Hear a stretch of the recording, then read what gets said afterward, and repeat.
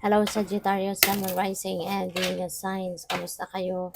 Sana po'y nasa mabuti kayong kalagayan. Welcome back po sa Star Tarot. At kung bago kayo rito, welcome din po kayo. Please subscribe, like, share my videos, and leave me a comment kung nakaresonate kayo. Thank you. So, first card, Knight of Wands. Siguro may travel kayo, Sagittarius. Maybe you're going somewhere na magmamadali ka. No? Maybe this is an opportunity that you are going to chase sa ngayon. Kaya parang hindi ka na makaantay, hindi ka na magbabagal-bagal dito. You're definitely going to take action towards that opportunity. At ayun, wala na makakapigil sa'yo. Pero minsan kasi, no, kapag uma-action tayo ng hindi man lang natin pinag-iisipan, sometimes hindi naging maganda ang outcome. Kaya yung paalala sa inyo dito ni High Priestess, always listen to your intuition. Kasi para kahit hindi ka makapag-isip, hindi ka makapag-diskarte using your logical mind, 'di ba? Pero kung papakinggan mo yung sinasabi ng intuition mo, makakasiguro ka pa rin na you will be safe, makakasiguro ka pa rin na you will be on the right track, you will be on the right path, 'di ba? Kaya always listen and follow what your intuition is telling you. Kasi guidance yan ng universe. Guidance yan ng divine. So, we have happiness and joy, no? With the Nine of Cups.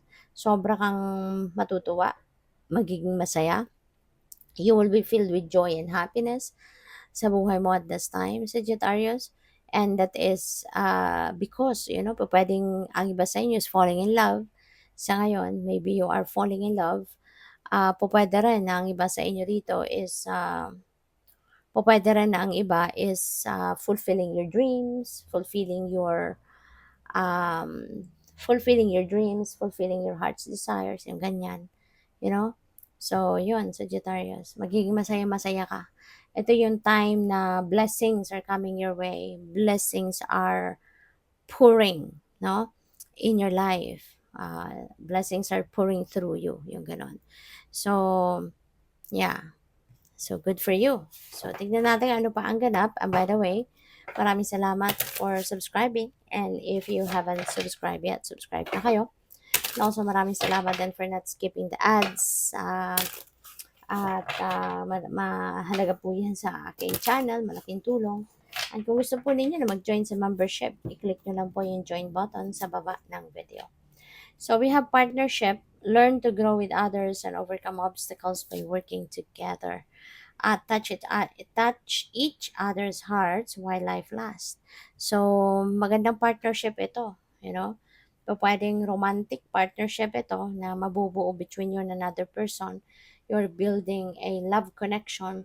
Maganda to kasi, or even kunyari, kaibigan mo, magiging kaibigan mo, ganyan. Kayo, solid, no? Yung magiging samahan ninyo, solid yung magiging relationship ninyo, na you will be supporting each other, you will be helping each other. At kahit may mga obstacles, may mga problema na ma-encounter kayo sa buhay ninyo, na magkasama, magtutulungan kayo para ma-solve ito. Yung parang parang you will be solid as a friend, you will be solid as a karelasyon. Yung bang you will always be there for your person, no? For the other person.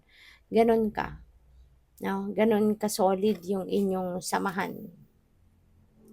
So what else? We have faith. Believe you are not alone. Spirit is right beside you. Ask for guidance and it will come. Diba nga may promise ang universe na ask and you shall receive. Kaya kung ano man ang hihingiin mo sa divine, asahan mo, no? Lagi kang umasa na sasagutin ka ng divine. Even though sometimes, not exactly the same, no? Ng hinihingi mo, but normally, it's always better, no? Than what you are asking for. Hindi man sa timeline hinihingi mo, but because God knows when is the right timing for everything, 'di ba? Kaya siya nga ang nasusunod. Kaya kumapit ka lang, laban lang, kapit lang, magtiwala ka lang na hindi ka nag-iisa. Sa kahit anuman ang pagdadaanan mo sa buhay, ano man ang problema ang kaharapin mo, wag mong isipin na you are all alone. Kasi the universe and the rest of your spirit team will always be there for you. 'Di ba? Yung Panginoon is always with us, no? And it's always for us. Ang mga guardian angels natin, they're always with us and they are will always be for us, no, helping us.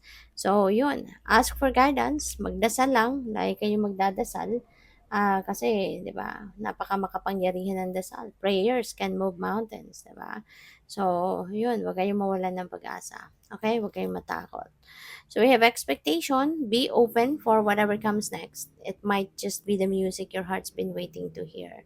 Diba? Kaya expect for the best.